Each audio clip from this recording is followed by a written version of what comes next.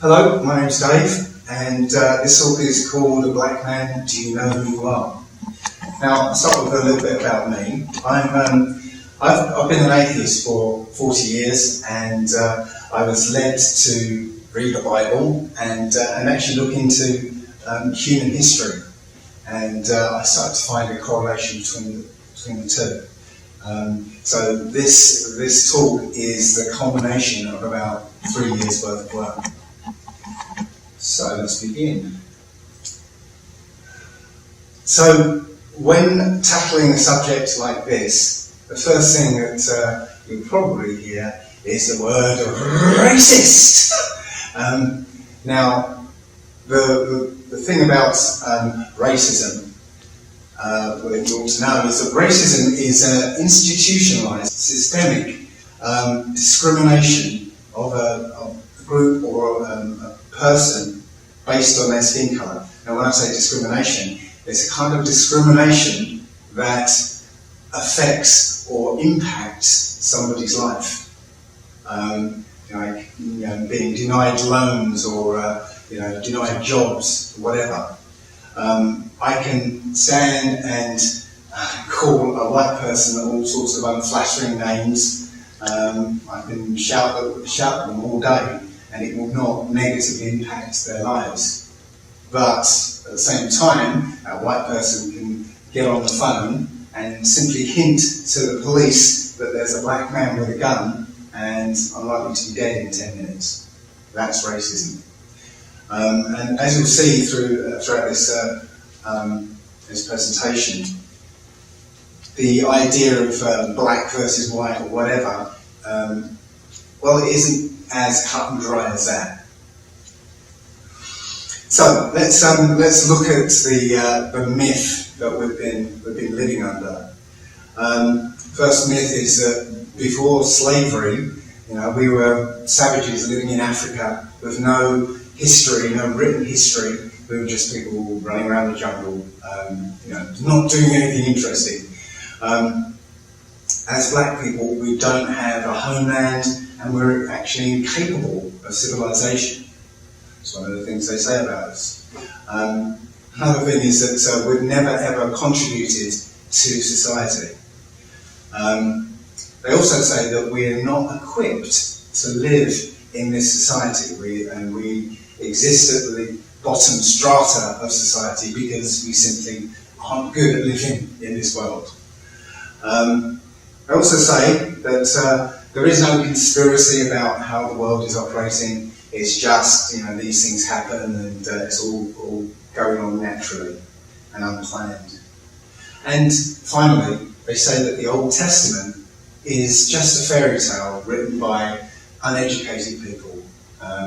So let's start looking at some of these myths. So again, the first one, we're all descended from primitive Africans who can't live in a civilized way.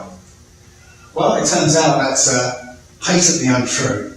Our ancestors, and we'll get into how we got there later on, but our ancestors built these amazing cities, and there's over 100 of them that have been recorded. These amazing cities in Western and Southern Africa. This one, Benin City, I know you can't see it very well, but this one, Benin City, was huge, 6,500 square kilometres. Its walls are longer than the Great Wall of China, and there's 100 times more stone in this city than the Great Pyramid of Giza. You can't see it very well from this illustration, but the colonialists who first saw these cities, did sort of these drawings to show what they look like. And these cities had wide paved streets, indoor plumbing, a sewage system that worked. There's another city, Kumasi, again, two-story thatched houses with upstairs toilets, so a sewage system, promenades, public squares, and exquisite architecture. That's how it was described by the people who first saw it.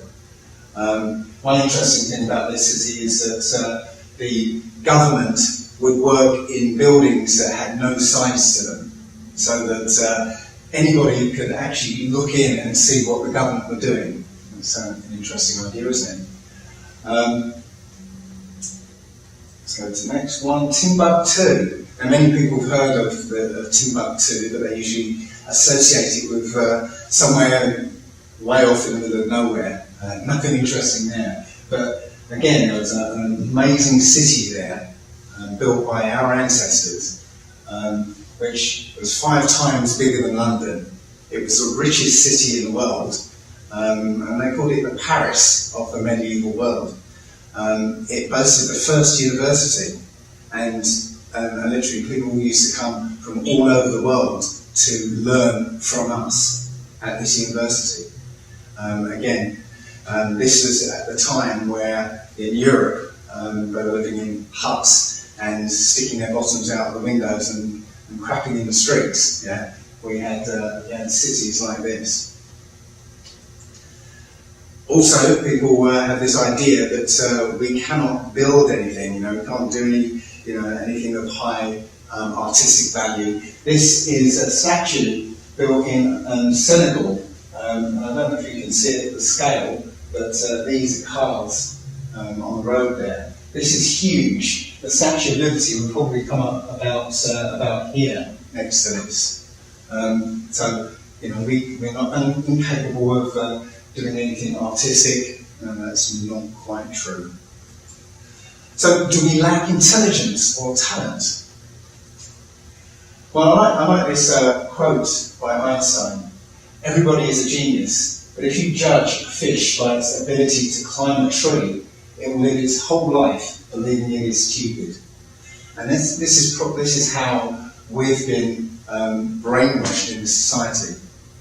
The education system is based on a type of intelligence,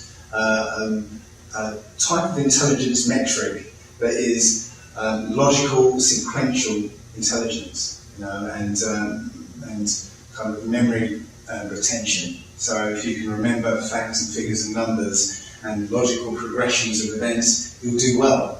But our intelligence is a kind of creative intelligence, and it's not represented by the current educational system. So yes, if we are measured by an educational system that's designed for other people, then yeah, we're going to end up looking stupid or being at the lower end of the spectrum.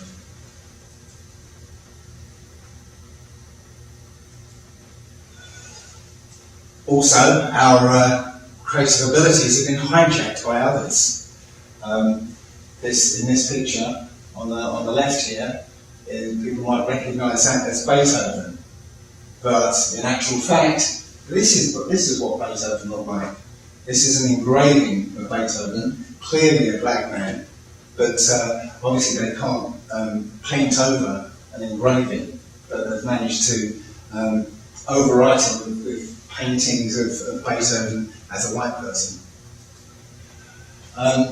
These two people you might not recognise immediately. This is James Cameron, and in this image I should have put James Cameron and the Wachowski brothers. These people have taken credit for the Terminator franchise and the Matrix series of films. I mean, in actual fact, this is Sophia Stewart who wrote both of those, and literally they had to go to court, and she won. They settled out of court, basically admitting that she created those series, not these guys. You might also recognise this guy, Thomas Edison. He is famed for creating the light bulb. However, his invention would only burn for a couple of minutes at a time. It took this guy, Lewis Latimer, and his invention of the carbon filament to make the light bulb last anywhere near a useful life. In fact, it worked too well. There's a firehouse in New Jersey that has a light bulb that's been burning continuously for 120 years.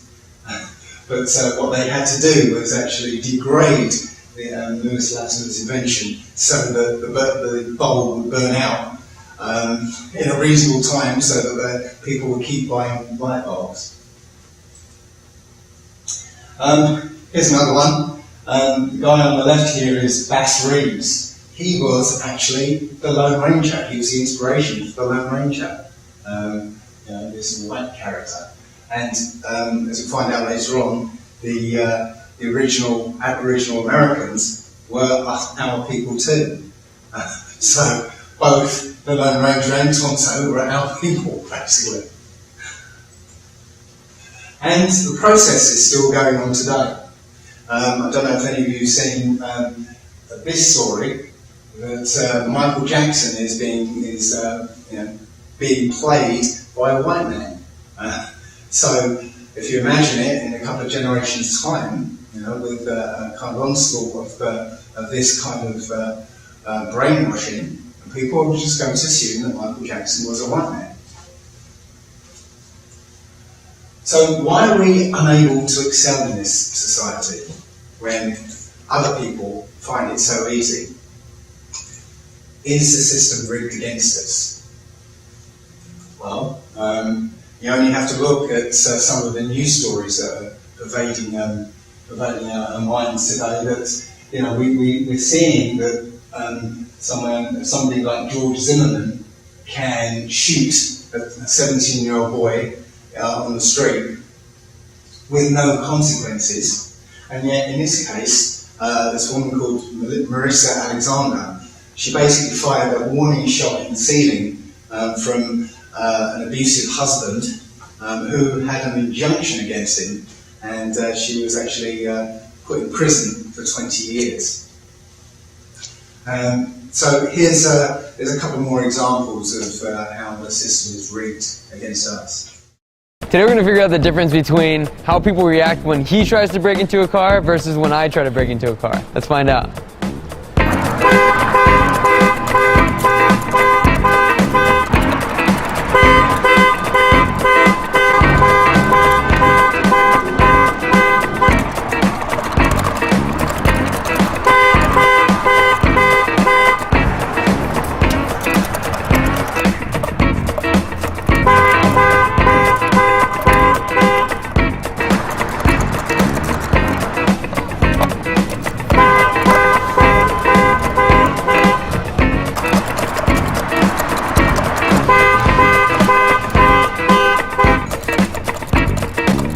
Well, apparently nobody cares. I've been here for 30 minutes and there's a cop here at one point and he didn't even try to stop me.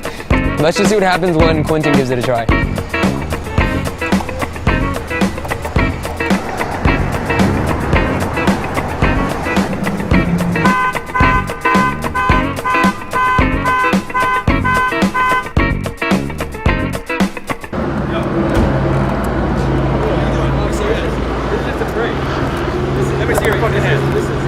My car. Get him against the wall.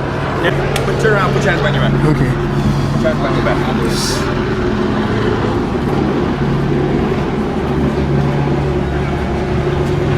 Is this your car?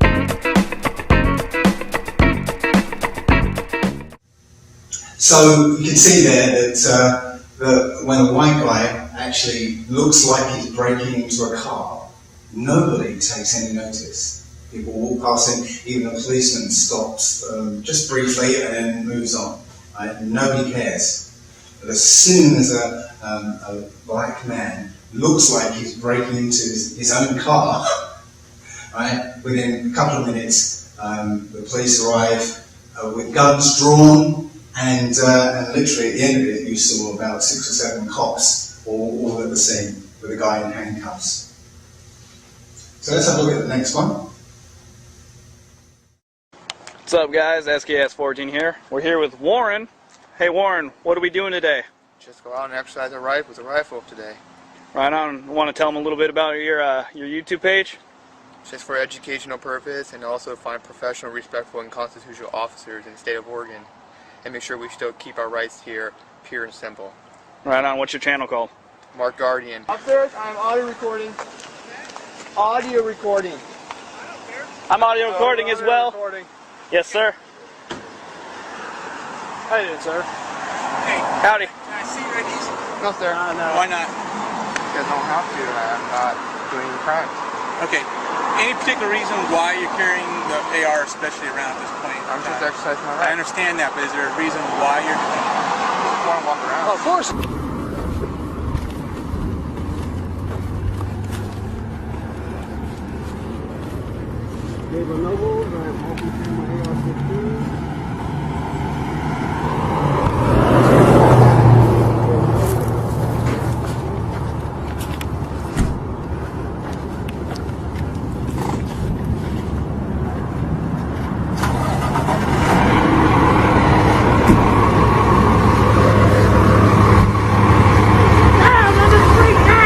He pulled out the gun. He's getting down. The guy, he's just walking up and carrying.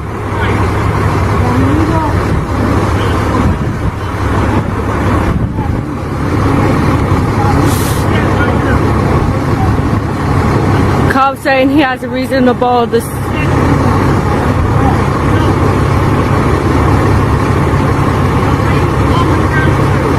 I'm pregnant.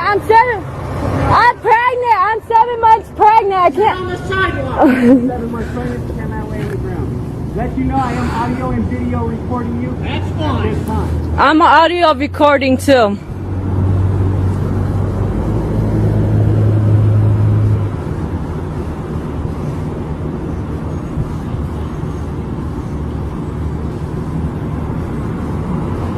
I'm now laid down at gunpoint by an officer.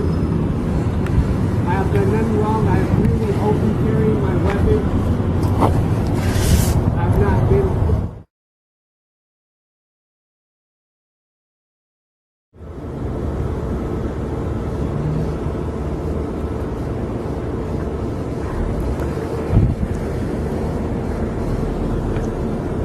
Another unit has just pulled up to the scene. I am still at gunpoint. The other officer has drawn his weapon with on his side, all on his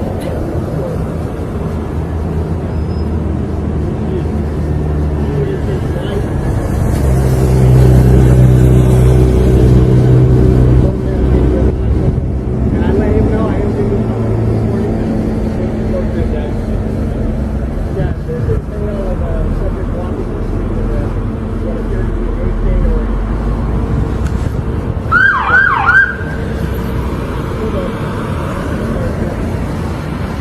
I do not consent to any search and seizure of my property. Sir, just an accident.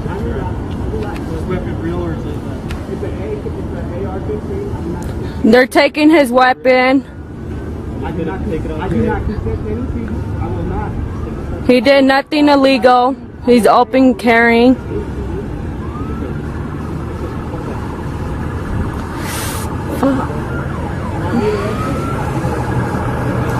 They're putting him in handcuffs. He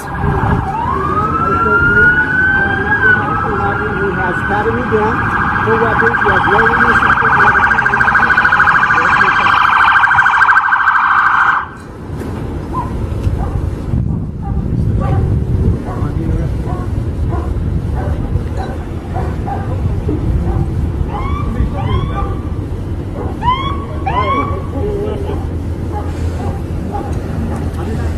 They're taking his gun.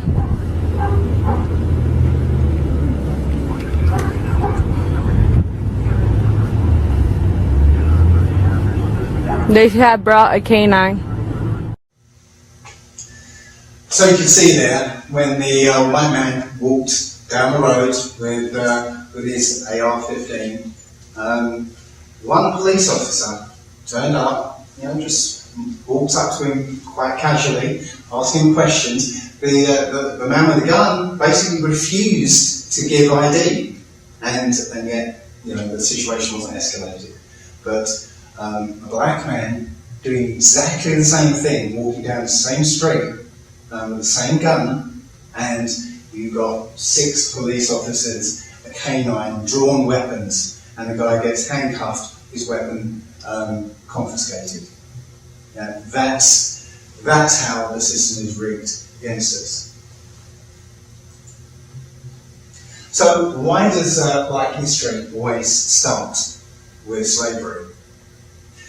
It's because they need to hide the fact that world history is our history. The Old Testament Bible is our story.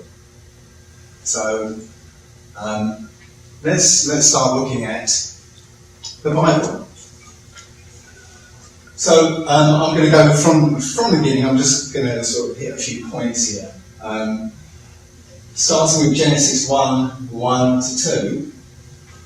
In the beginning, God created the heaven and the earth was without form and void, and darkness was on the face of the deep.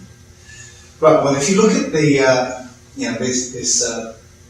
these first two verses in the Hebrew, the Paleo Hebrew, you'll find that the word "was" can be translated as "had become," and in just the way that those same words were used when Lot's wife was turned into a pillar of salt. It said Lot's wife had become a pillar of salt, and the words without form and void can be better translated as ruinous and desolate.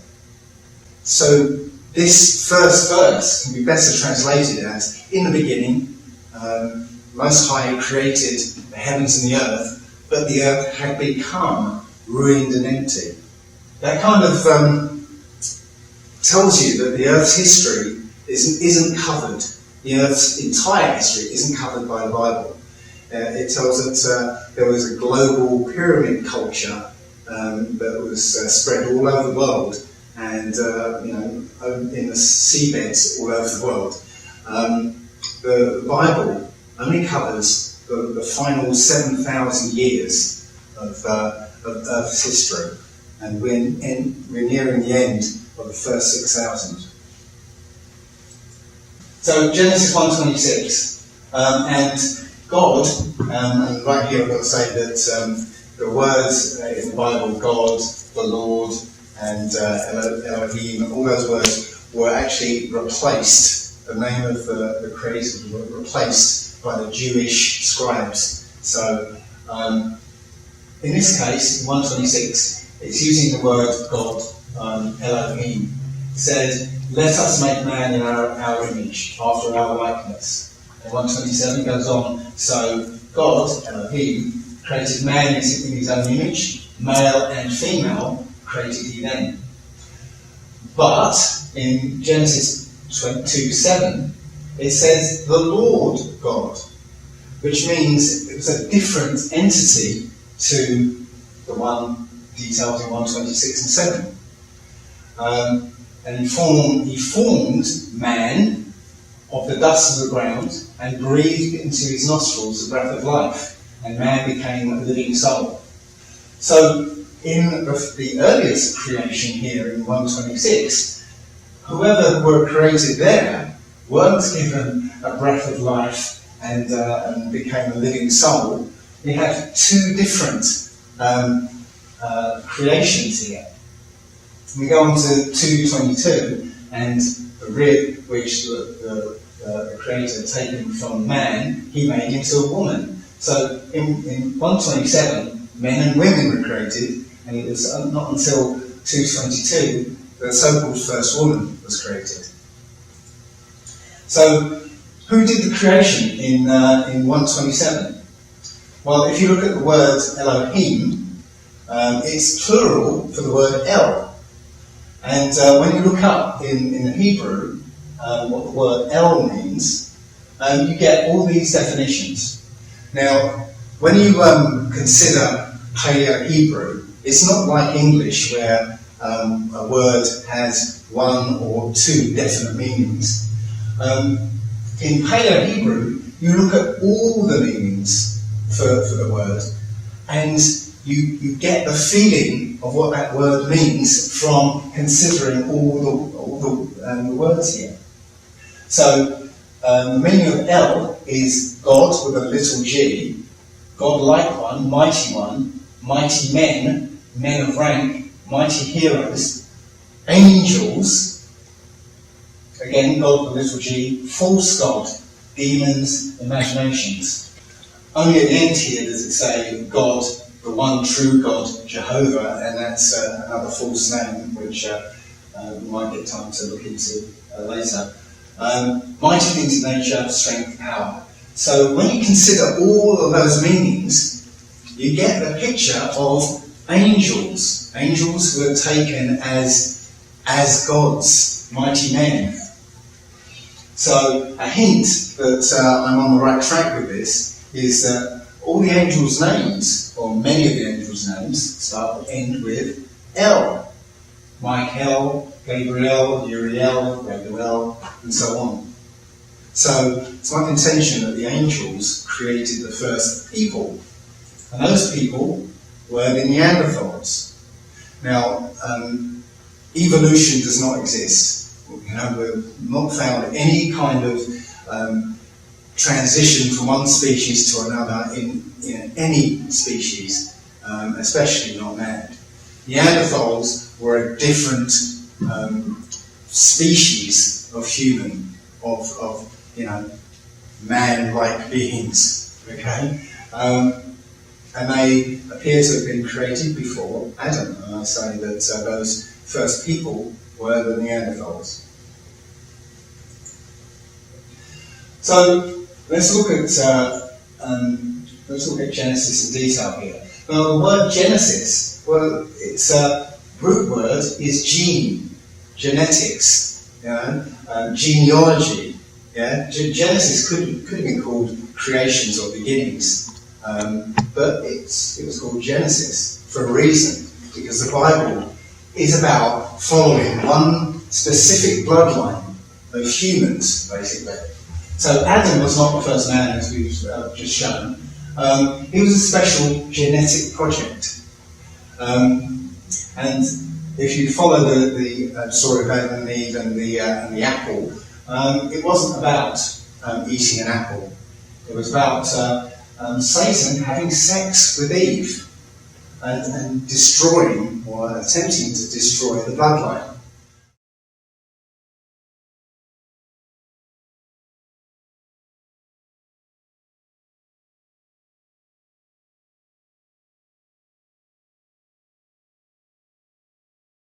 Eve had two sons from different fathers. This happens today sometimes. There have been cases where a woman has sex with two men and has conceived twins, and one twin is a child of one father and the other twin is a child of the other. So Cain had different genetics to human. He had the serpent genes, and he was wicked. So he committed the first murder. So when he committed that murder and was cast out, he was marked with leprosy. Now, leprosy in the Bible isn't that horrible wasting disease. It's actually your skin turning white. And again, you can look back in the Old Testament. Every time the word leprosy is used, it's as leprous as snow, skin turning white. And the reason I believe his skin was turned white is because he said that if I was to be cast out and somebody finds me, they'll kill me. That tells you that he would be recognised by the other people, the Neanderthals. So Cain was turned white so he wouldn't look too different from the Neanderthals.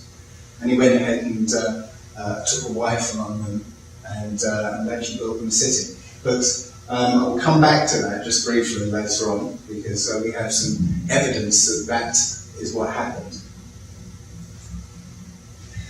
Later on in Genesis, there's the story of the fallen angels. Genesis 6 tells how angels came down to earth, saw that the women were fine, and took wives among them. It's only one verse in Genesis, but if you look in the book of Enoch, book of Jasher, and the book of Jubilees, there's much more detail. So it's not, there's no doubt about what actually happened. The theologians will say, oh no, it's the wicked sons of Seth or something like that. No, it was angels who came down to Mount Hermon and swore a pact to take wives amongst humans. Incidentally, right now there's a UN base on Mount Hermon, exactly where they were said to have landed. And Mount Hermon is exactly 33 degrees north of the equator, and when Paris was the prime meridian, it was 33 degrees east, and 2012 miles from the equator. So interesting numbers there. The offspring of the angels and humans were called the Nephilim. These were normally considered giants. The first generation of these Nephilim were 450 foot tall. Now, that might sound a bit ridiculous, but when you look at the Greek myths, you'll find that the Titans were 450 foot tall. And if you watch the film Clash of the Titans, one of the first things you'll see is 450 foot tall giants fighting. So after the Nephilim died, their spirits had nowhere to go, so they became the demons, the evil spirits, the demonic spirits. But what happened was that when the fallen angels mixed with mankind, this corruption became so prevalent that everybody had become corrupted by them, and the world was made wicked.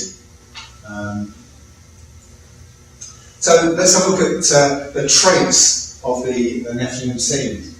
I'll go into these in detail, but literally there was a whole list of traits that were decidedly not human, and would have been very, very strange to the people of that time.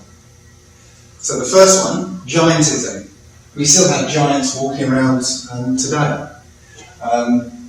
The Smithsonian and the Vatican were, over the last couple of centuries, were very thorough in hiding any evidence of giants. There were many finds of giant bones, of giant skeletons, but they were quickly snapped up and covered up by the museums and especially the Smithsonian Institute.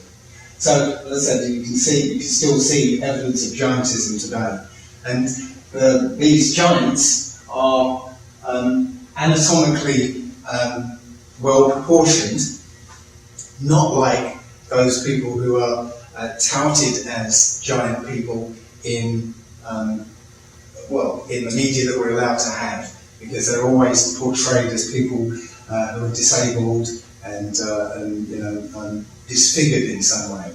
But as you can see, some of these giants are just well proportioned. Another trait is 6 fingers and toes. Again, we have lots and lots of evidence, and there are people around today that still have 6 fingers and toes. I believe Halle Berry has six toes. There's a lot, I think also Oprah as well, but I'm not quite sure of that one. Next trait is 2 rows of teeth, and again, very occasionally, children are born with more than 1 row of teeth. Excess body hair. Now, there are many people walking around today that, if you take off their shirt, you'll see, you'll probably get a bit of a surprise, because like this guy, he's shaved up into his neckline, but below he's a yeti. But there are a lot of people who have a lot of body hair. A tail. Now, in this culture, when a baby is born with a tail, they cut that thing off very, very quickly. But sometimes, they let them through, or they're not people who have access to the medical access to places where they can cut tails off, and you still see people walking around with tails.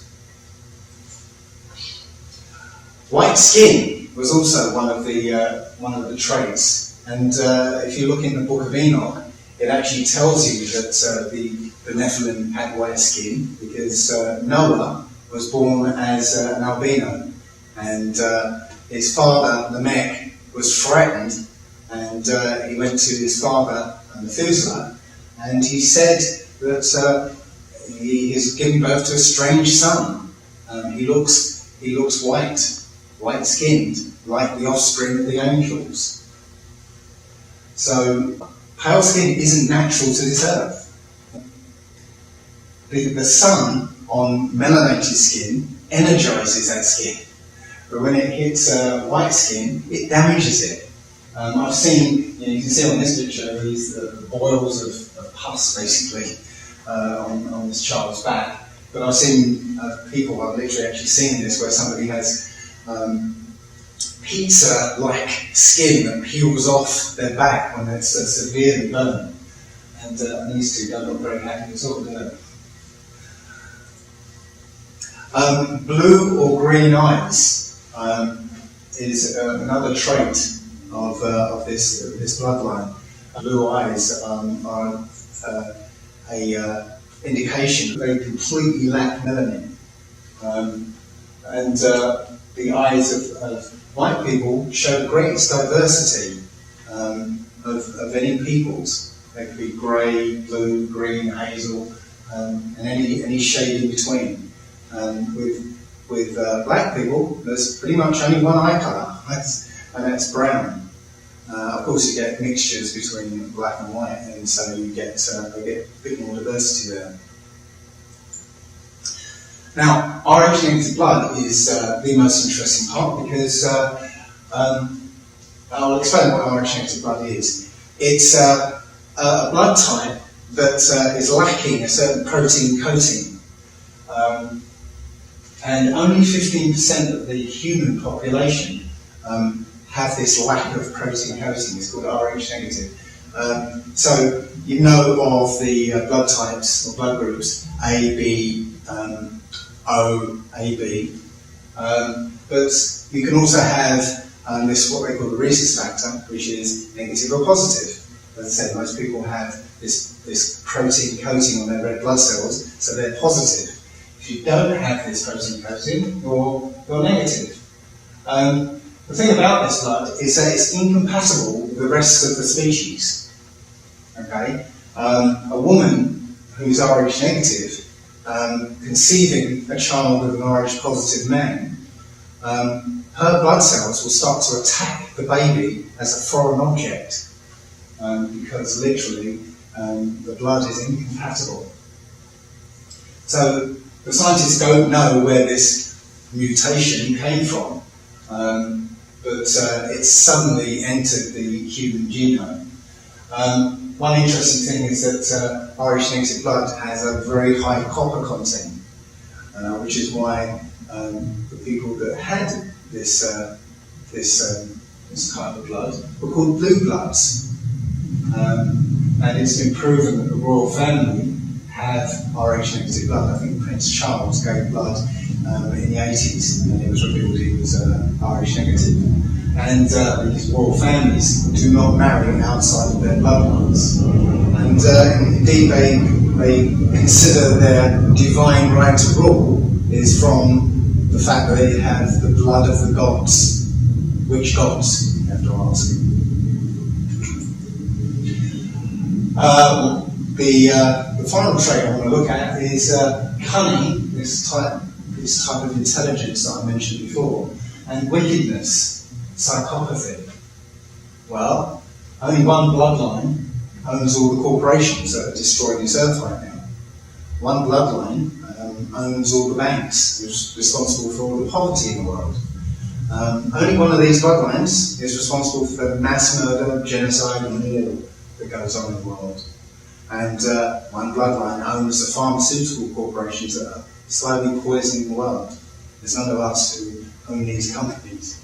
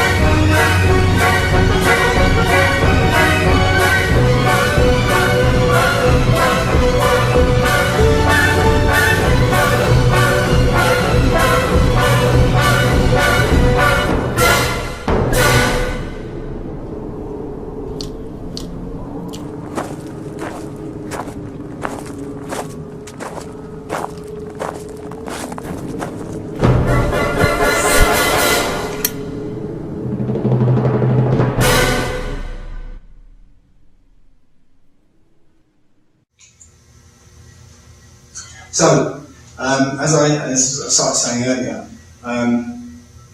this corruption of the human genome was so prevalent that it had corrupted everybody, almost everybody.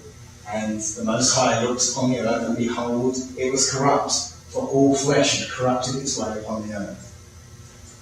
So he brought the flood because of that corruption.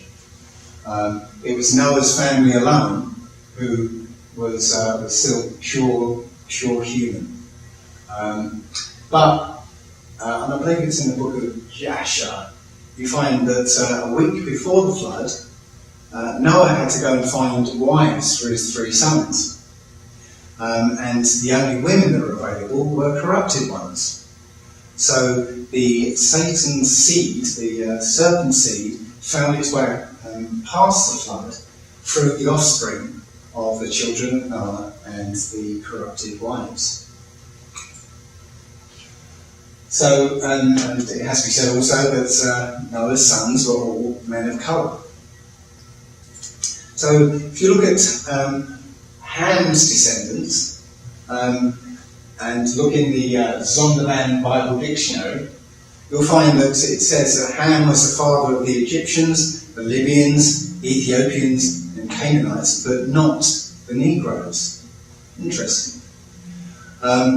Now, there were 6-fingered giants among the Canaanites and the Egyptians and all the ites and eames of the Bible. Yeah, that shows that Ham's bloodline was corrupted by this serpent seed to a great degree. In Japheth's line, Japheth was the original inhabitant of Europe. In Japheth's line, there was at least one giant, maybe a couple more, but it was Gog or Magog were from the line of Japheth. indicating that that line also was corrupted. The only line that wasn't corrupted was Shem's. And it turns out the Negroes, us, we're of the line of Shem. Yeah, we are the Shemites, not those other people. So let's make sure that the Israelites were black. I've just explained that we're not of the line of Ham, of Shem. Moses, if you read the story in Exodus, was raised as an African prince, as well as being an African Egyptian prince, as well as being mistaken for an Egyptian at the wells of Midian. So it can't be argued anymore that the Egyptians were white, because if you imagine white people in the burning sands of Africa without sunblock, they wouldn't last very long.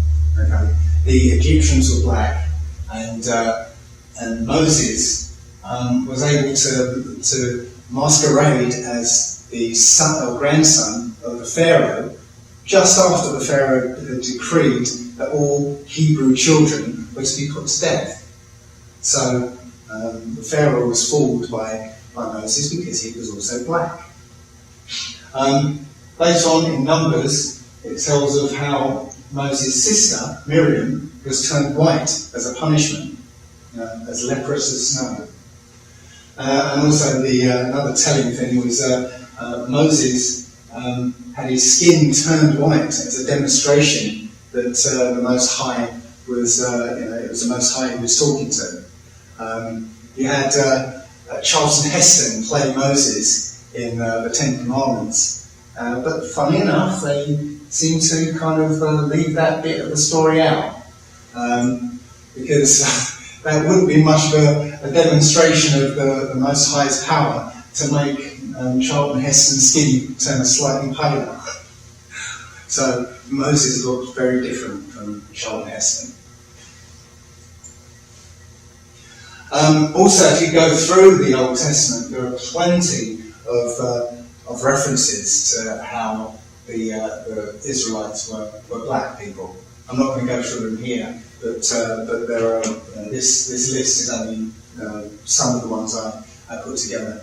But as you read through it, you'll find lots and lots of instances. Also, there are thousands of these religious icons in Russia. Now, what happened in Europe was that the Renaissance, which is the rebirth of the white culture, was all about destroying all religious icons and repainting them in their image. But since Russia was one of the last countries to be whitenized, their religious icons escaped this whitenization process. In fact, you can go on Google and type in black Russian icons, and you'll find pretty much all the characters in the Bible depicted as black people. So this is, up until 500 years ago, this is how the people in the Bible were depicted. Now, in Shem's line, as I said, Shem's line was the human line and did not express this circumcision until Esau was born. Now, Esau and Jacob were the sons of Isaac, and the Most High told Rebekah, their mother, that the younger one would be blessed and inherit the promise of the Creator. That is, the younger one would be the human, and the eldest one would be the offspring of the fallen angel, the throwback to the offspring of the fallen angels. So Esau was red, or white-skinned, and hairy. Hairy as in straight red hair. We know that because later on in the story, when Jacob was pretending to be Esau, he had to wear goat skins so that his father, who was blind, would believe that Jacob was Esau. So I said Esau, as the firstborn, he expressed the serpent seed, and as prophesied, Jacob got the birthright and the blessing. Again, because he was the human line, and Esau was not. So Esau showed that he was wicked because he was angry, obviously, and warlike. He also went against his parents' wishes and married Canaanites, Hivites, and Horites, and founded his nation in a place called Mount Seir in the Caucasus Mountains, and began worshipping pagan gods. Esau became known as Edom, that's another word for red, and his offspring were the Edomites, who basically mixed with all other nations apart from the Israelite nation. So now this story actually catches up with modern discoveries.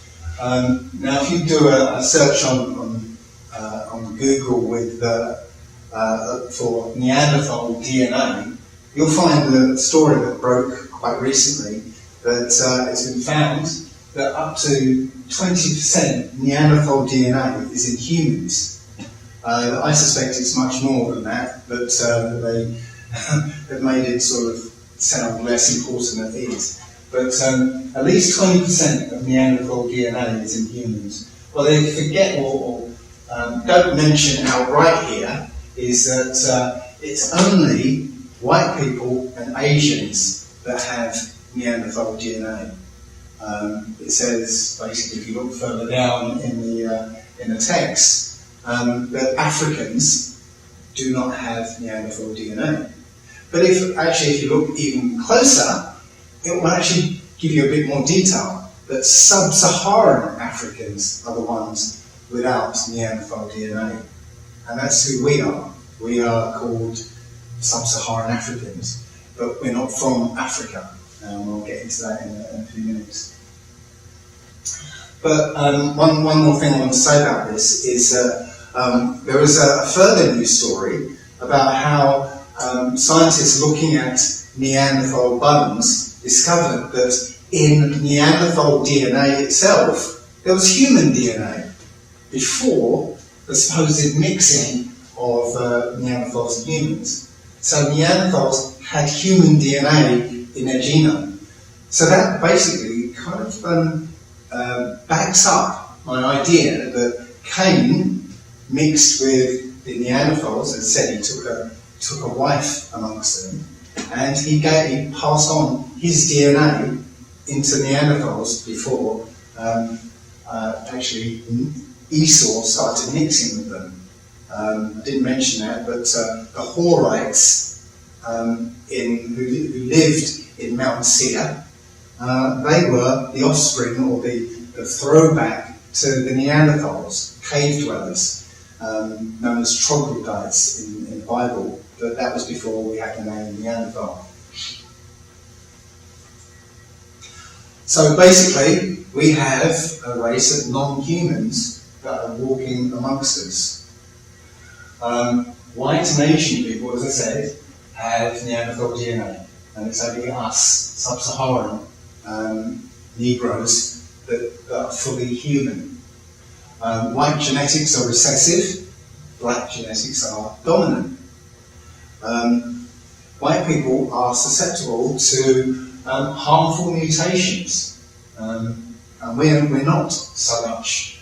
White skin is sulfur-based, but melanated skin is based on selenium, which is a superconductor. Sulfur is an insulator. There's a marked difference between our skin types. White skin is damaged by sunlight, whereas melanated skin is energized by it.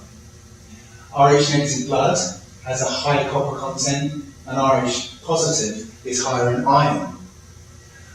Black people are physically stronger and mentally more robust, and black children develop much quicker than all other races. So, how did we become slaves? Or as I like to put it, prisoners of war? Well, we are in a blood covenant. When the Creator took us from Egypt, we entered into a covenant with the Creator. He gave us 10 commandments, laws and statutes. And basically, if you read Deuteronomy 28, it goes into detail about what would happen if we followed his laws, statutes and commandments. We'd be blessed, and we'd have a great life. We'd be the head of this world. But so the latter half of Deuteronomy 28 goes into detail about what would happen if we don't follow his laws, commandments and statutes. Deuteronomy 28:68, and the Most High shall bring thee into Egypt again with ships, and there you shall be sold unto your enemies for bondsmen and bondwomen, and no man shall buy you, or no man shall redeem you. Deuteronomy 28:49, the Most High shall bring a nation against thee from far, from the end of the earth, as swift as the eagle flieth, a nation whose tongue thou shalt not understand. Who uses the symbol of the eagle, I wonder? Deuteronomy 28:48, therefore shalt thou serve thine enemies, which the Creator himself shall bring against thee, in hunger and in thirst, in nakedness and in want of all things. And he shall put a yoke of iron upon their neck until he have destroyed thee. So yes, we certainly had a yoke of iron on their necks back in slavery. So let's see how we got there. The destruction of Jerusalem in 70 AD. The Romans attacked Jerusalem in 70 AD, and what happened was, and it's actually detailed in Luke 21:20, was that the Judeans, the people of Judah and Benjamin and Levi in the southern kingdom, they escaped to the mountains in Africa. They basically escaped into Africa to hide amongst the Hamites. Now, the Hamites didn't want them because they've already had their fill of them from the Exodus. So this here is a map of Africa from the 1700s. Now, one interesting thing is the Sahara Desert is actually called Kingdom of Sahara, or the desert. Now, Zara was the son of Judah, and he was one of the people who basically started colonizing that part of Africa. So, those people that was up to about 1 million people from Jerusalem went across the top of the Sahara Desert and down into the wilderness at that time where nobody was living, which is West and Southern Africa. So we'll look at this map in detail. So again, this map was written or drawn up by the Europeans, so they could ply their trade here. But here you can see that this part is called the grain coast. So this is where they came to steal their food, steal wheat and other food. This part here is called the tooth coast. It's where they came to steal ivory. Here is called the gold coast. It's where they came to steal the gold. And this bit here is called the slave coast, where obviously they came to steal the slaves. But note here that it's actually the kingdom of Judah, or Judah. Yeah? The letter J didn't exist in the Hebrew language.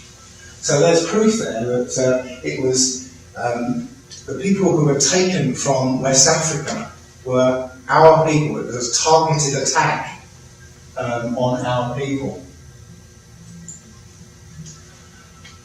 In Psalms 83 it says, "For lo, thine enemies make tumult, and they that and they that hate thee have lifted up their head. They have taken crafty counsel against thy people, and consulted against thy hidden ones. They have said, Come, and let us cut them off from being a nation, that the name of Israel may be no more in remembrance. For they have consulted together with one consent. They are confederate against thee. What it's saying there is all the nations have got together against us. And so when you hear the stories that it was Africans selling Africans, well, that's not true. Because it was Hamites, the Africans, who were selling our people, who are not Africans. They were from the Israel area, who were just staying in the wilderness of Africa, in those amazing cities that I spoke of earlier.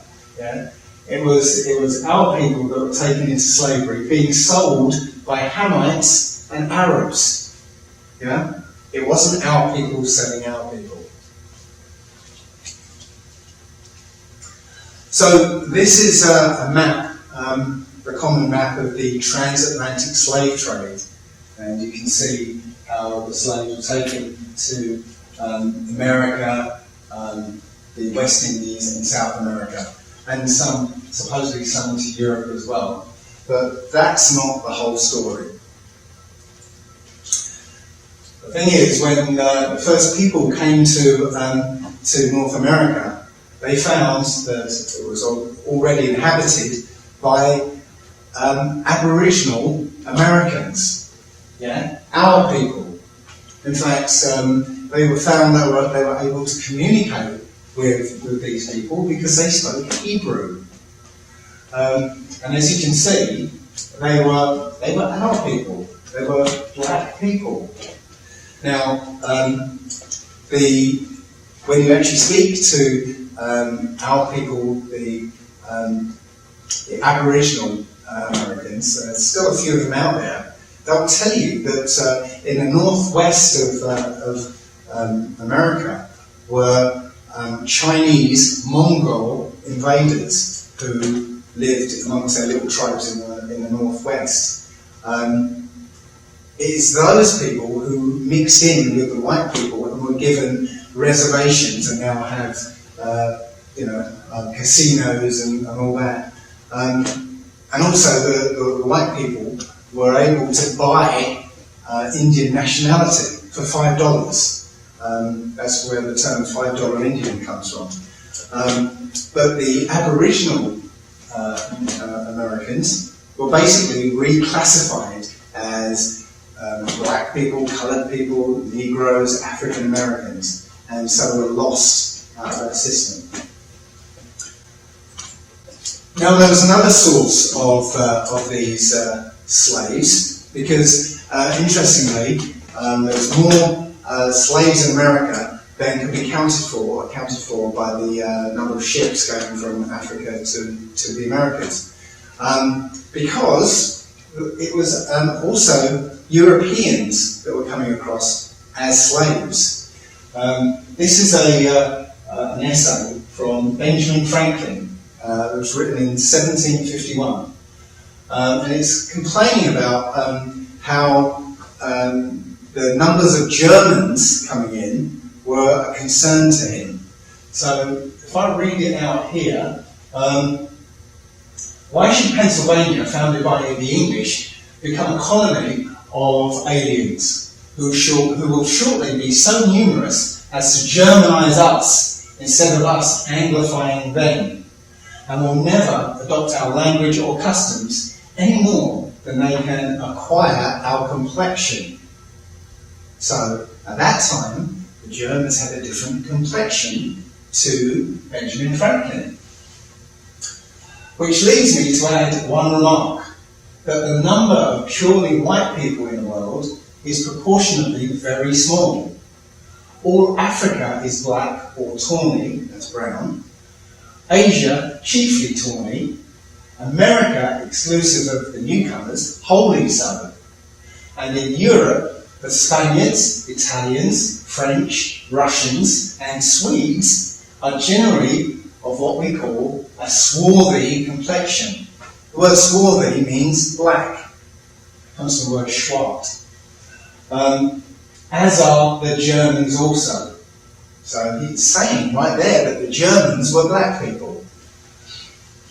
The Saxons only accepted, that means the Saxons or the people from Bavaria were white, who with the English make up the principal body of white people on the face of the earth. So what he's saying there is that the American colonialists, the Bavarians and the English were the only white people in the world. Yeah? So if people say that white people were doing pretty much everything, there was very few of them in 1751 when Benjamin Franklin wrote this. And he goes on to say, why increase the sons of Africa by planting them in America? So he's saying, why do we need to increase the black people when we can make America wholly white? So essentially, that's them saying that a great deal of those slaves were actually from Europe. There was another source of these slaves, and that was England, or the British Isles. So I'm going to go into a quick summary of the founding of Britain. Britain was actually founded by a Trojan prince back in 1103 BC called Brito, or Brutus, has been anglified to. He was a descendant of Zara, of the royal house of Judah. And this is a sculpture of him, one of the few that doesn't have the nose broken off. So, prior to 1103 BC, this is a map of the movements of the Israelites. It's got many different time periods on this, but what I want to show you is that one group of Israelites called the Iber moved across eastern or southern Europe and ended up in what's known as Spain and Portugal, which they named after themselves, which was the custom at the time, and they called it the Iberian Peninsula, Iberian. They were eventually chased out by the barbarians, red-headed giants, and actually escaped the Iberian Peninsula and founded another country called Hibernia. Some of them went on a little further into Scotland, what's now called Scotland, and one of the names that survived is Hebrides. So the Scottish and especially the Irish were black people. This is an illustration from Harper's Weekly from the 1800s, and it's showing the difference between Negro, Anglo-Teutonic, that's white people, and Irish Iberian. Okay, and you can see that the Irish Iberian face is very similar to the Negro. It's a kind of cross between the Negro and the white to make the Irish. I tell you right there that the Irish were the Iberians. In the text, you probably can't see from here, it says the Iberians are believed to have been originally an African race. Yeah? So they're telling you right there that the Irish were an African race. They weren't actually African, they were a Negro race. Yeah? It's only in 1940 that the Irish were finally accepted into the white race. So let's have a look at how this process of whitening came about. The trouble with Scotland is that it's full of Scots.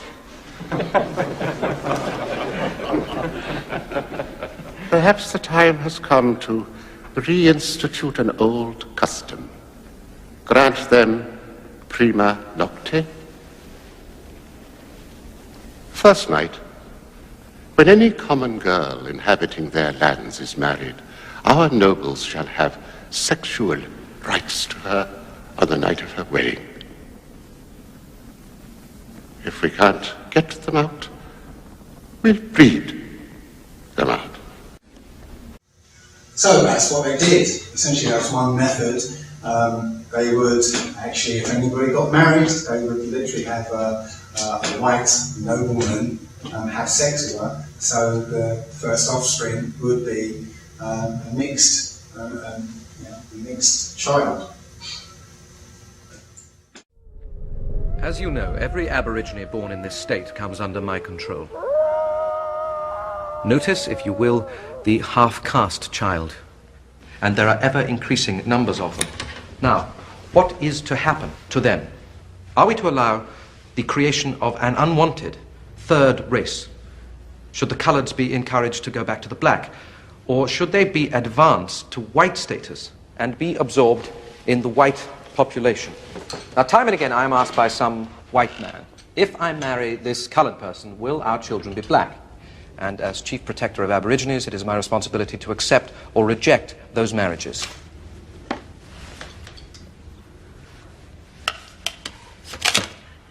Here is the answer. 3 generations. Half-blood grandmother, quadroon daughter, octoroon grandson. Now, as you can see, in the 3rd generation, or 3rd cross, no trace of native origin is apparent. The continuing infiltration of white blood finally stamps out the black colour. The Aboriginal has simply been bred out. So that's the process. It only takes 3 generations to actually lose the colour, and essentially that's what they've been doing. This example was from Australia. This is the latest, one of the latest examples of them whitenising that culture. But it's been happening throughout the centuries. Saying that, it shows that not all white people are actually white people. This process of breeding out, yes, it gets rid of the colour, but it does not get rid of the DNA, the black DNA. And the elite have said time and time again that if you have 1 drop of Negro blood in you, you're a Negro. And literally this process does not get rid of the Negro blood. Francis had a son called Isaac. Isaac had a son called Enoch. Enoch had a son called Edward. Edward had a son called Norman. And Norman had a son called Cedric, and that's me. And it's as direct as that. That's my family tree on my father's side, going back 250 years. Historians sometimes say that there's a mystery about the disappearance of the black Georgian population, that we know numbered thousands. But really the answer to that mystery is you. Yes. We're going around in disguise, in camouflage, walking about the place, and many people don't know. But I'm glad that I know. I'm proud of that, because they're mine, and because it's my history, and I feel sorry for people who don't know. So, as you can see there, not all white people are actually white people. Yeah? And similarly, some black people aren't actually black people, aren't actually Negroes. This isn't about race, it's about DNA, it's about species. And they're still using the Willie Lynch method by dividing us on skin colour and skin shade.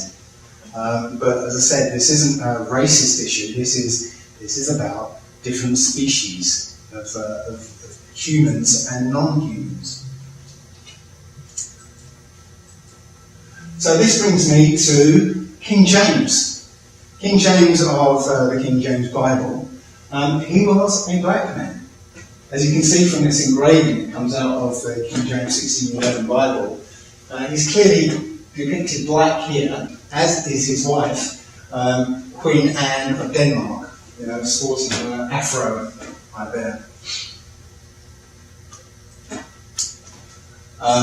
So again, this is another engraving, and you can't whitewash an engraving. This is another engraving of King James, the 6th of Scotland and the 1st of England. Again, he was a black man who was a descendant of King David, of the line of Judah.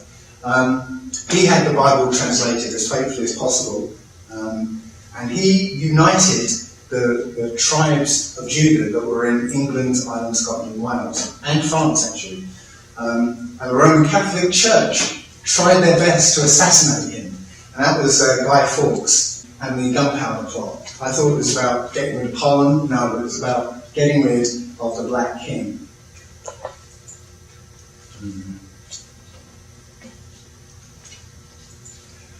The Union Jack that Britain flies is actually the reunification of Jacob. That's what it means. The word British means, it's a Hebrew word that means man of the covenant. It's the covenant between the Creator and the Hebrews. Great Britain is the land that was promised Abraham, where it said in Genesis that Abraham will be the father of a great nation. Great Britain is the only country that has that appellation. But it's no longer the land of the covenant, because the people aren't there anymore. It's now England, or Angleland, or Angel Land. So King James, this is a bogus painting of him. This is a Renaissance painting of him. He was subjected to a smear campaign where they said he had sex with his mother and was homosexual, even though he had 9 children with his wife. Wrote love letters and things. He wasn't a homosexual. His clan, his line, were the last true royalty of England. His son, Charles I, and grandson, Charles II, who was known as the Black Boy, Charles II was the last of that line, and he was beheaded. And again, here you can see the actual painting of him and the whitewash version of him. So when he was beheaded, they put an Ashkenazi, a Nephilim line of royalty on the throne. And that's who is on the throne today. The Nephilim bloodlines are the enemy here. These people rule this world. You might recognise some of these faces. Editor's note. White is not a skin colour. It is an exclusive membership of a secret society club. There are pale-skinned people who aren't considered white, and there are dark-skinned people who have been classified as white. I rejected my white classification publicly for the first time in 1987, in February. A white coworker came to me and told me right after the function, he said, "You have nothing to do with these people, you have a history and a culture. These people came from the jungle, you have nothing to do with them. These people lie and steal. When I see one of them in my neighborhood, I call the police." White is a caste system, created and maintained by those who have placed themselves at the top. And while it might seem that the lighter skinned you are, the higher up the caste structure you'll be, those in the higher echelons know that it's really about bloodline and DNA. The benefits of membership seem very desirable: privilege, wealth, celebrity, power. But these worldly things that this bloodline controls are just superficial, transitory and illusory. Nonetheless, many people think they are or want to be in the club. But as George Carlin says,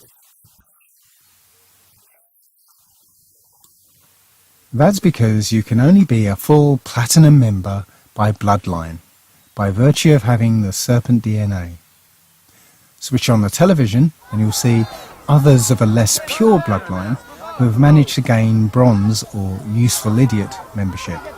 And you can fantasize that if somebody discovers that you can sing well or lie to a camera, that maybe you can upgrade to a higher degree, ignorant of the fact that they have had to prove that they are a particular type of ruthless psychopath, literally willing to sign a contract in blood and sacrifice their granny for scraps off the elite's table.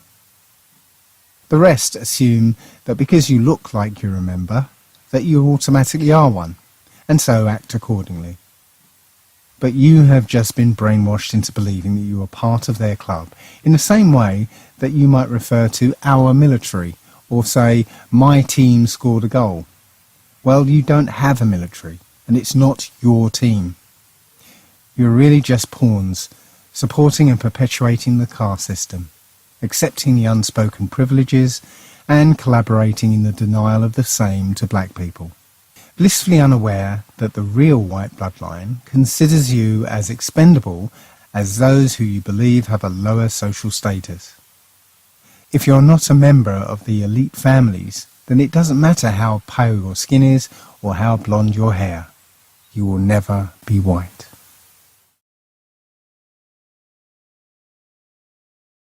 Oh, God, I love being white. I really do. Seriously, if you're not white, you're missing out, because this shit is thoroughly good. But let me be clear, by the way. I'm not saying that white people are better. I'm saying that being white is clearly better. Who could even argue? If it was an option, I would re-up every year. Oh, yeah, I'll take white again. Absolutely. I've been enjoying that. I'm going to stick with white. Thank you. Here's how great it is to be white. I could get in a time machine and go to any time, and it would be fucking awesome when I get there.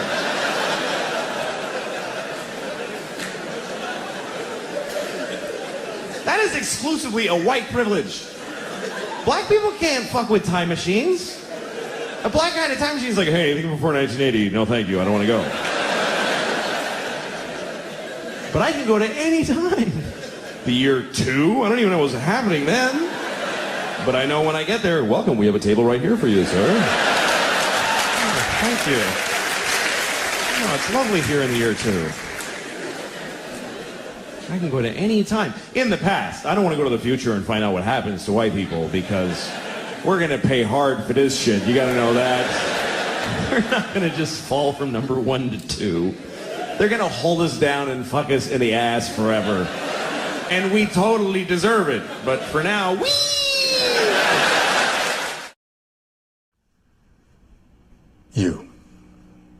You people. You're not a race. You are a virus. You destroy the world. Everything beautiful you poison.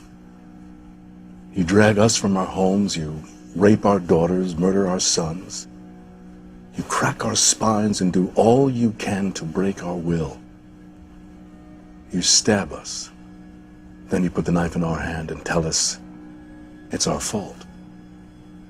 And if you don't do it yourself, you stand by, close your eyes, and pretend there's nothing wrong. And then you pray to your God to silence our screams so that you can enjoy the happiness that we built for you with our blood. But it's not your fault. It's the only way you know how to be.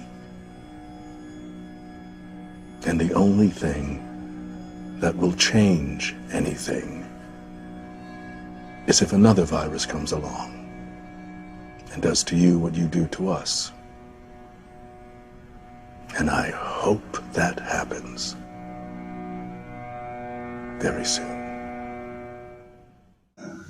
We're also being preyed upon by this bloodline. Does anybody know what the most expensive substance in the world is? It's actually melanin. It costs, I think it's updated. It's updated to $396 per gram. That's 10 times the price of gold. Melanin can't be synthesized. So there's only one source of melanin, and that's in our skin. Our organs are also apparently superior to white organs. And it's said that a 140-pound black man is actually worth $28 million dead. At the same time, there are a lot of people basically adopting black children. And I've found quite a few stories like this where people adopt black children for their organs. It's also possible reason why so many black people go missing in this country, why there are so many drive-by shootings or police shootings, because we're being preyed upon.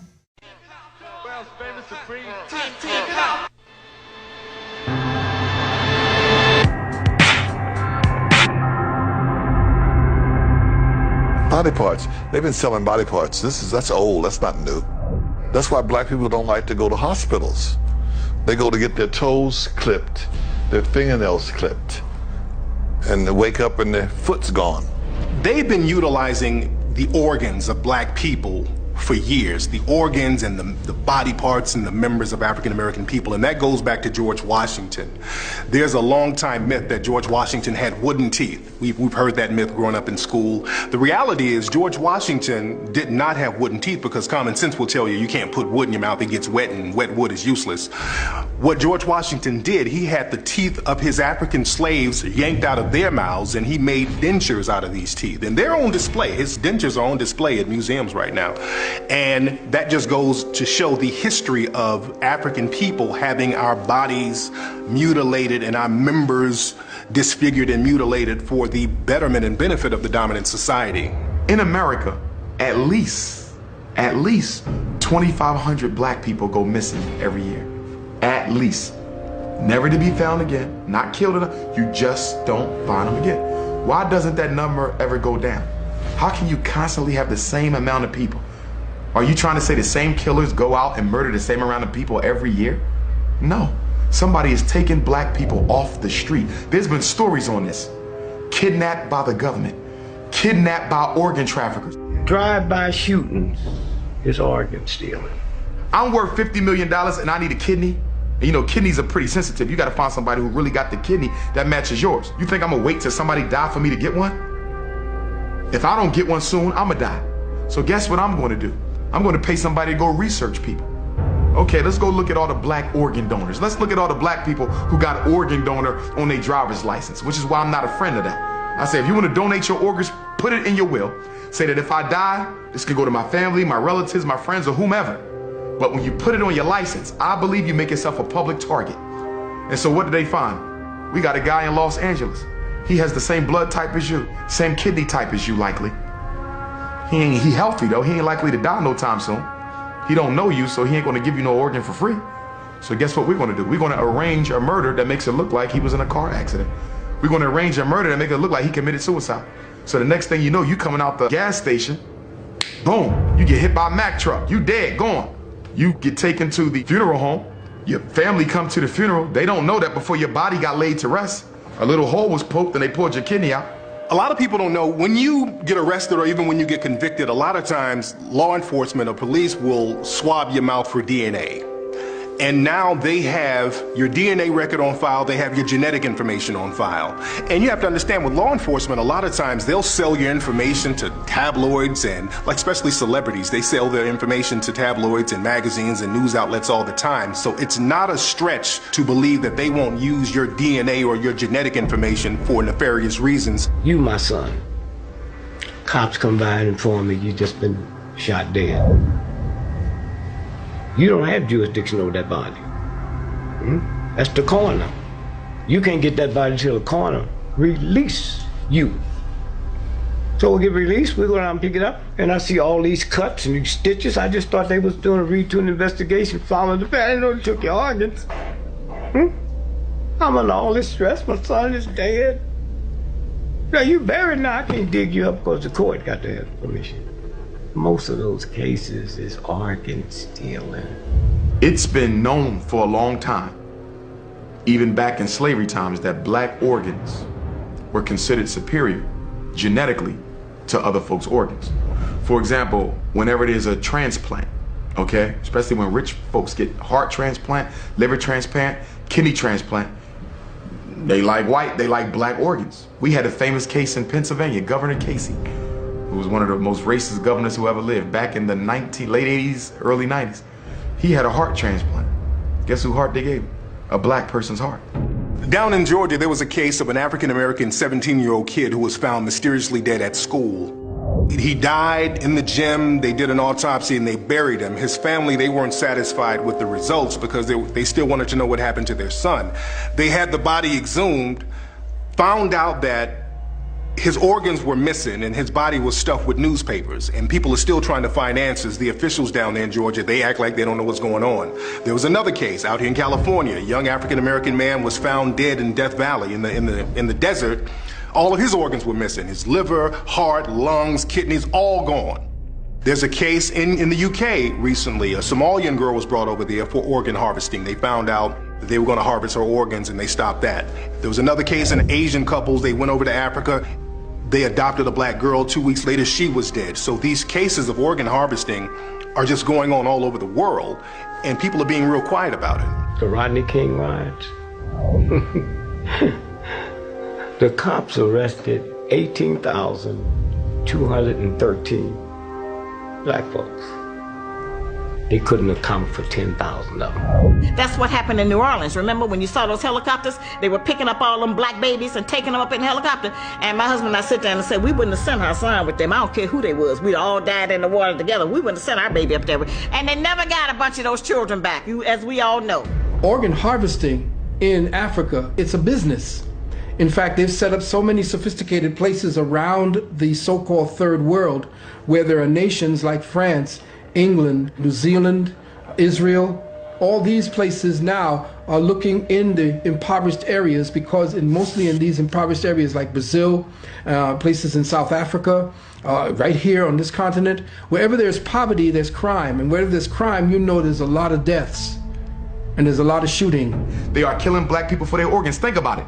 Organs are the only commodity that people must have to live that you cannot buy in a store. So if I am sick and I need a heart, I can't buy that. And we know all the problems with the fake hearts, that they can give a pacemaker to a bad heart. But what about when the heart needs to be replaced?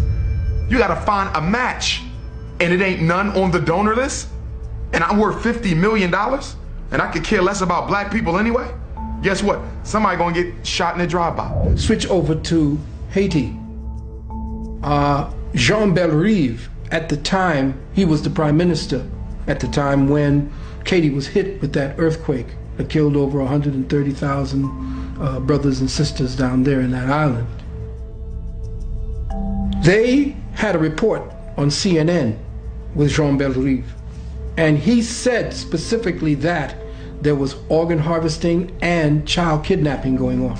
And we have already reports of a lot of trafficking, even of organ trafficking. Of organ trafficking? Yeah. Now, already. Of the victims of the earthquake? Yeah.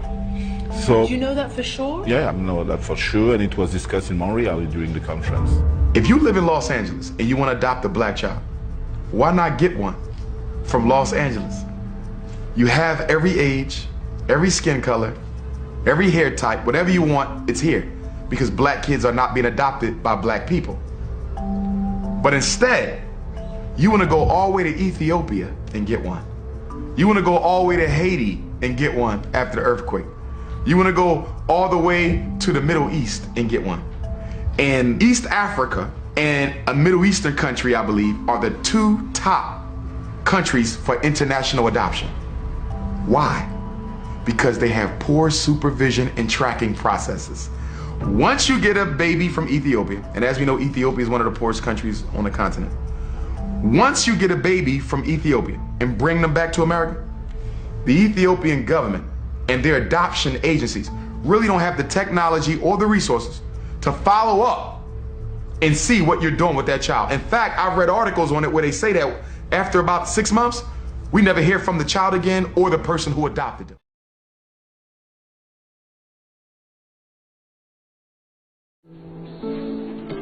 I'm Margaret Sanger. Margaret Sanger is the founder of Planned Parenthood. Hello. In the mid-1920s, Margaret Sanger spoke to a group that came to hear her in full regalia. Eugenics means the release and cultivation of the better racial elements in our society, and the gradual suppression, elimination, and eventual extirpation of defective stocks, those human weeds which threaten the blooming of the finest flowers of American civilization. The most merciful thing that a large family does to one of its innocent members is to kill it. She hired black ministers expressly to sell the idea. We don't want word to go out that we want to exterminate the Negro population. And the minister is the man who can straighten out that idea if it ever occurs to any of their more rebellious members. Surely today's Democratic Party leaders would repudiate Margaret Sanger. I admire Margaret Sanger enormously. I am really in awe of her. And there are a lot of lessons that we can learn from her life and from the cause she launched and fought for and sacrificed so greatly. Good afternoon, this is Autumn. Hello, Autumn. I'm interested in making a donation today. Fantastic. What about abortions for the underprivileged minority groups? Would that be possible? Of the black community, for example? Certainly. It is unfortunate that Planned Parenthood has been the object of such a concerted attack. I really face trouble with affirmative action, and I don't want my kids being disadvantaged, against black kids. I just had a baby. I want to put it in his name. And we just think, the less black kids out there, the better. Understandable. So I'm hoping that this situation will not further undermine the very important services that Planned Parenthood provides. Hello, this is Sue. May I help you? Hi, Sue. I'm interested in making a donation. Could I specify that abortion be done, or those abortions be done for a particular minority group? If you wish, you can. Okay. So, for example, the black community in Tulsa, the abortions will be done specifically for the black community abortions. Great. Today, the vast majority of Planned Parenthood clinics are located in our neighborhood. We were tripped through a split marketing campaign, but now that that's unraveling, people are saying, wait a minute, they sell baby parts? What happened to my baby?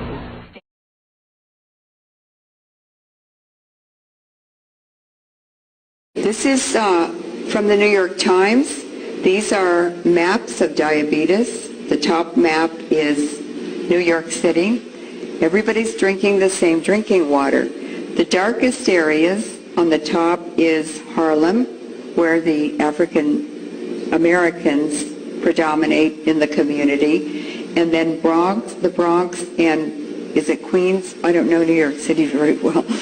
But two other areas where minorities and poor live.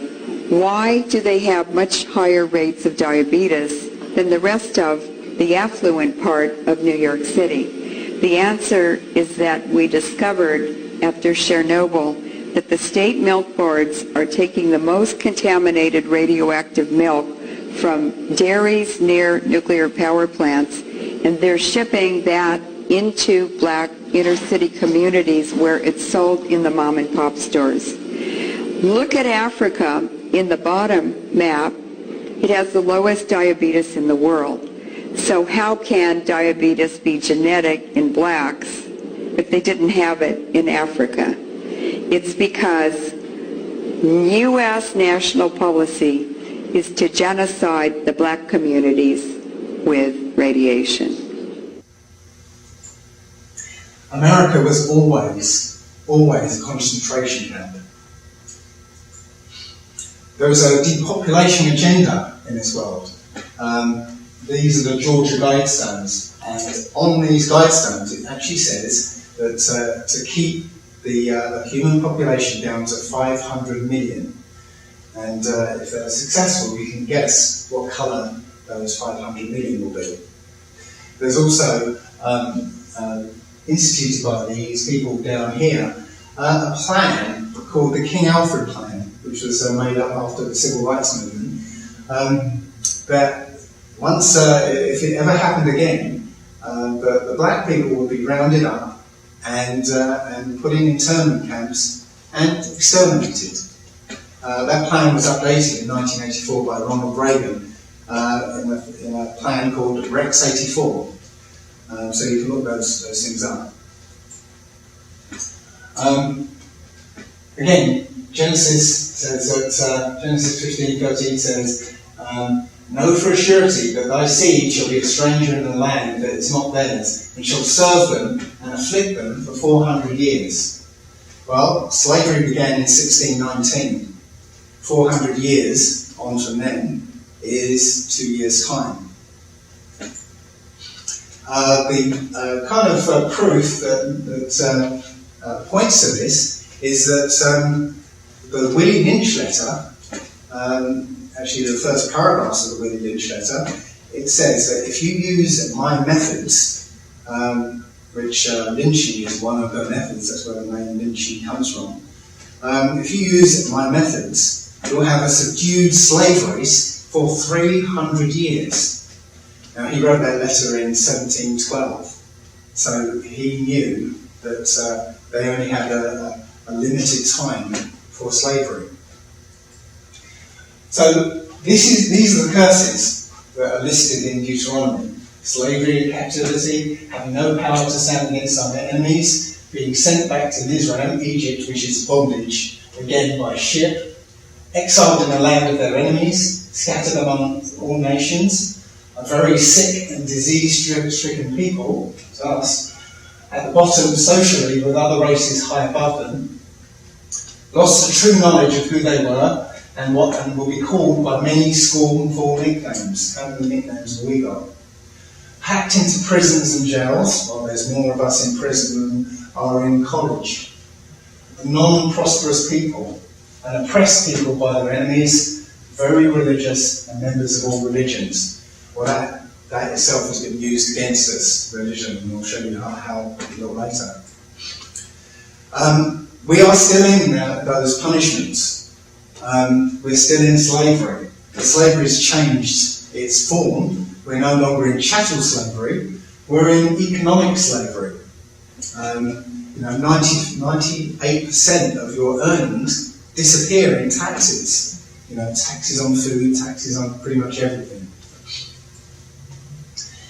They've used this book to enslave your mind. The New Testament, it's not part of our Bible, it's not part of our book. It's the holy book of the religion of Christianity that's been welded on to our book, and we've been told, oh, it's all one book, one whole book. Read the whole thing. Well, not read the whole thing, just read that. It teaches you, well, first of all, it supplies you with a new white God, God in their image, and idols to worship, in direct contravention of the first two commandments. And it teaches you to be a good slave, obey your master, serve your master as you would serve the new Christ God, love your enemy, turn the other cheek, pay your taxes. That's slave doctrine. Jesus, he's a fabrication. The Trinity came from the pagan Trinity of Nimrod, Cerinus, and Tammuz. The cross predated Christianity. It was a cross of Tammuz. The Romans were sun worshippers. Hence, Christians worship the sun. Sun. Pope Alexander basically got Michelangelo and Leonardo da Vinci to paint the image of Cesare Borgia as Jesus. Cesare Borgia was a ruthless paedophile and tyrant of the crime family, the Borgias.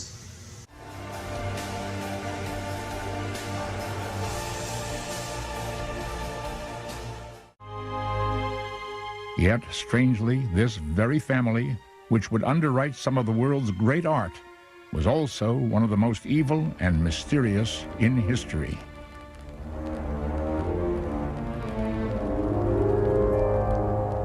The Borgia family has become the arch symbol of treachery, of decadence, of violence, of assassination, of carnal lust, of every manner of moral turpitude we can think of. The Borgias' reputation for depravity is nearly unparalleled in history. Pope Alexander VI, the father of several illegitimate children, said to have concocted a deadly recipe for poison which he routinely used to silence his enemies.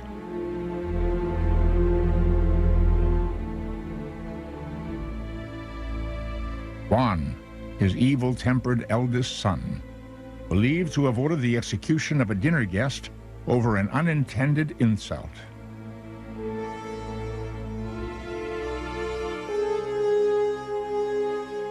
Cesare, the most skillful and vicious military tactician of his day, accused of slashing the throat of his elder brother, Juan. Many historians have pointed out, and Guicciardini first among them, that Cesare Borgia had a motive to kill his brother because he was jealous of him, jealous of his station, jealous of his future. The Pope, however, refused to consider that Cesare might be guilty. Perhaps he was simply unable to.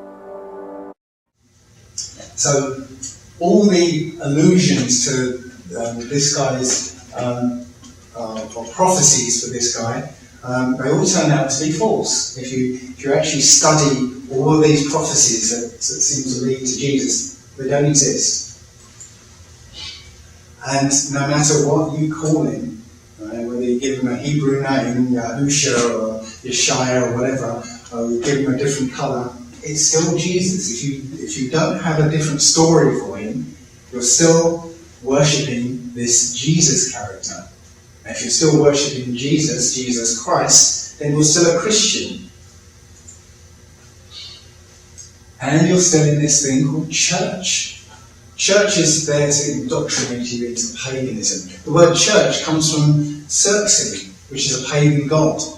And it's there to keep you worshipping other gods, Jesus, and their idols. And it's stopping you from keeping the Sabbath, which is why they worship on a Sunday. Yeah? The Sabbath is a Saturday. Churches are corporations. This is a mega corporation. Yeah? Corporations' only job is to make a profit. And they profit from your tithes. Yeah? They provide you with a weekly show for 10% of your earnings. Yeah? The Old Testament, if you read it, actually tells you that tithing was about giving 10% of the food you produce to the poor and needy. Yeah? Not money to a corporation. So, here's a summary. World history is our history. Yeah? We are special. We're set apart from other nations. We're being punished for our disobedience. All the other nations in this world are confederate against us. Yeah? There's currently an imposter. Imposters reaping the benefits of pretending to be us. That's the Jewish people there in Israel right now. The New World Order agenda is about our extermination. And most importantly, we are coming to the end of our punishment. So what is it that we need to do?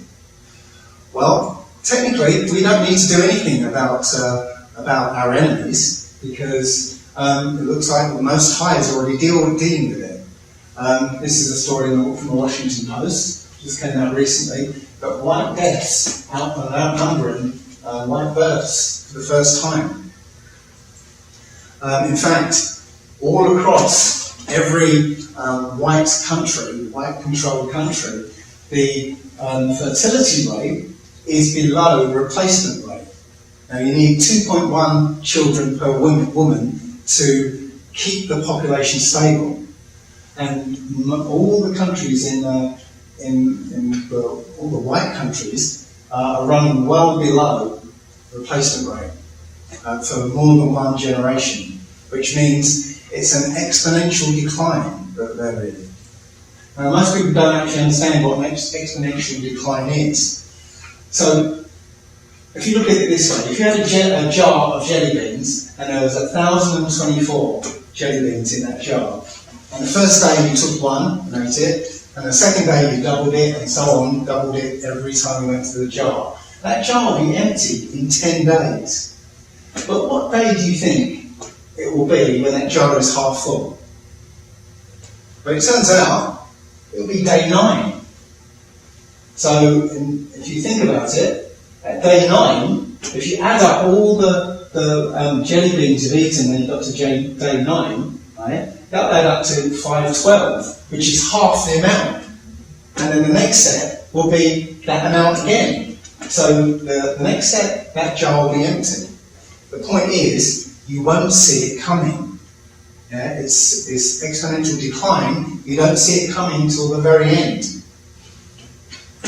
Mr. President, demographers tell us that in order to sustain itself, a population needs a birth rate of 2.1 live births per woman. In the whole of Europe, the only country that is reproducing at sustainability level is Albania, or Turkey if you count Turkey as a European country. Nowhere else. Europe, including European Russia, is scheduled, according to one UN report, to lose 100 million people over the next 40 years. Germany alone is going to see a shrinkage of its population of 20 million. These are not projections about what might happen if we don't do something. If you like, there's nothing we can do about it now. The decline in birth rates has already happened. The only question is how we deal about it. Why did it come to this stage? What brought us to this pass? Well, one doesn't want to oversimplify. There's obviously a lot of things going on to do with changing working patterns, to do with the spread of contraception, to do with the different role of women in society, to do with longevity. But I wonder whether one part of the problem is the way in which the state has expanded and squeezed out the private sphere, has annexed to itself jobs and duties that were traditionally discharged within the family: childcare, education, social security. The first generation raised with cradle-to-grave welfare, in other words, to be excused the traditional responsibilities of adulthood, was also the first to give up on parenthood. And we now face a choice between demographic collapse or importing 100 million people to sustain our numbers and pay our pensions. This should be the top issue in Europe, and it's not one that we're going to address by arguing about changes. So there's proof that they know about this situation, and you know they're worried about it. This was from the EU Parliament that was discussing this situation. But interesting point to note that he says the collapse has already happened, yeah, and it's their own agenda, their own social lifestyle that was causing their downfall. And if you caught that bit at the end, the only two choices they have is demographic collapse, complete collapse of their population, or importing 100 million people. Well, that's importing 100 million people to mix with to make sure that their population survives. So, the things that we need to do: start reading the Book of Remembrance. Start reading the book. It's an amazing book because it's like an instruction manual. It's a book of history and law, and as I said, an instruction manual. Every situation you can imagine yourself in, you'll find instructions of what to do in that book. So the first thing you've got to do is start reading the book. Second, once you've read the book, turn away from this satanic society. Right?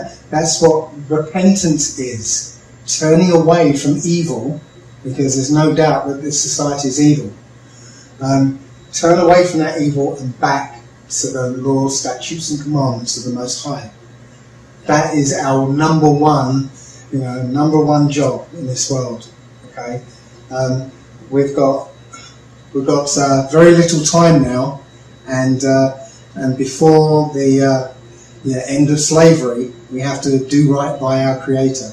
So this is what we've got to do. Remember that we're prisoners of war in this land of captivity. Yeah, prisoners don't fight amongst themselves. They help each other. They realise they're all in the same boat together.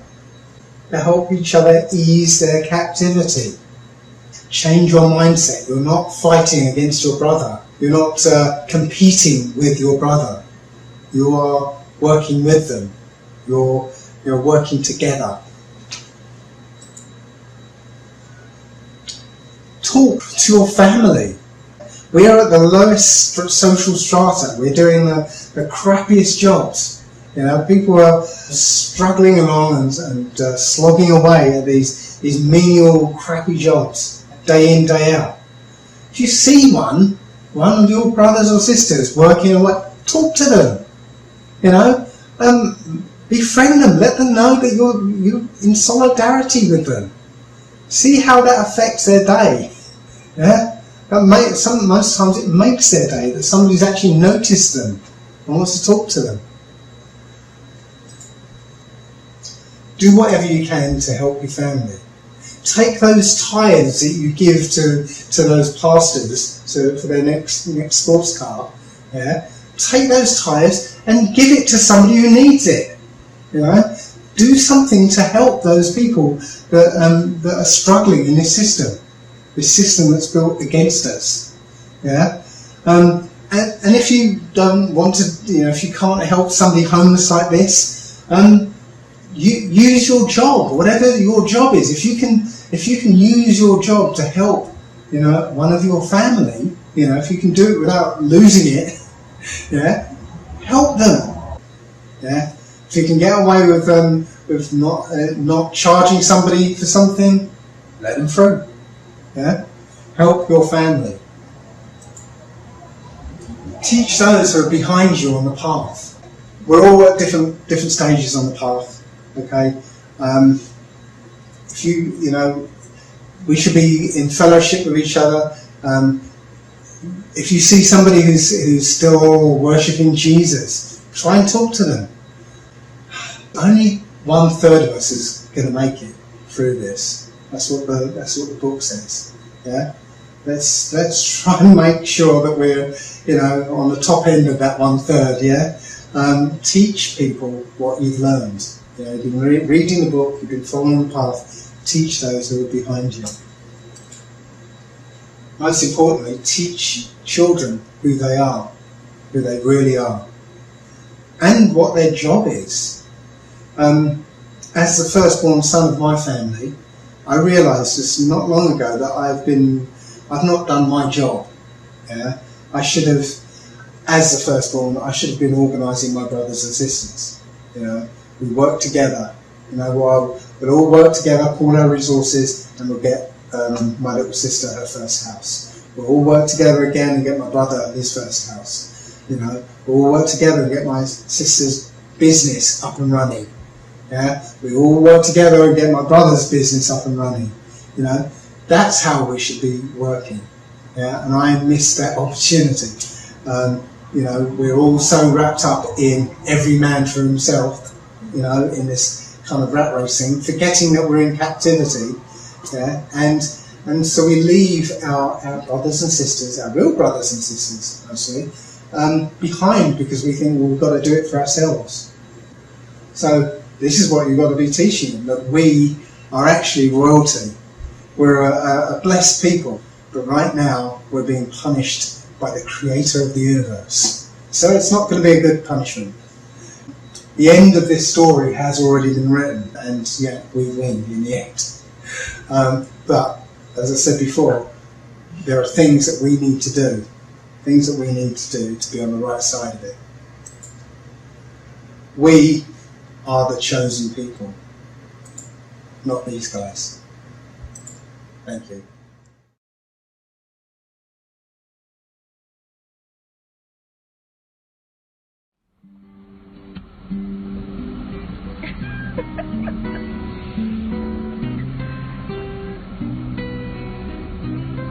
What a vibe. Alright. People don't, that's what they do. They don't understand. Only still I push and go through. Yes, they laugh. They call me names, but they just don't get it. Oh, them see me, I hold my head up just the same. When them see me, them just keep on talking. I mean, I see them and just keep on walking. I got my pride, me not gonna show my bad side. Some of them see me as a big pushover. Want me feel it, I want me to keel over. Oh no, not I and I will survive. Never let them get you down. Never let them see you frown. Never let and be free. Never let them get you down. Never let them see you frown. Never let them lead you astray. Starting today, live your life your way. When you go through heartache, when you're feeling pain, when you end up in that desert, and I wonder why the hell it not rain. When them pass them judgment, and every word left unseen. When them talk up the things they try to mash up your life and give your bad name. Them think you're weak, but I just saw them blunder. But mind and think that your business asunder. Don't give them that power. Show them you can be stronger. Just take up yourself and make the whole of them wonder. Oh, you get up when them a try keep you under. Don't believe their lies. Show them that you will rise. Never let them get you down. Never let them see you frown. Never let them take away your liberty. Live your life and be free. Never let them get you down. Never let them see you frown. Never let them lead you astray. Starting today, live your life your way. I say, people talk. That's what they do. They don't understand how we still I push and go through. Yes, they laugh when I do. They call me names, but they just don't get it. Or them see me, I hold my head up just the same. When them see me, them just keep on talking. I mean, I see them, I just keep on walking. I got my pride. Me nah go show my bad side. Some of them see me as a big pushover. Want me to that I want me to kill over. Oh no, not I. I and I will survive. Never let them get you down. Never let them see you frown. Never let them take away your liberty. Live your life and be free.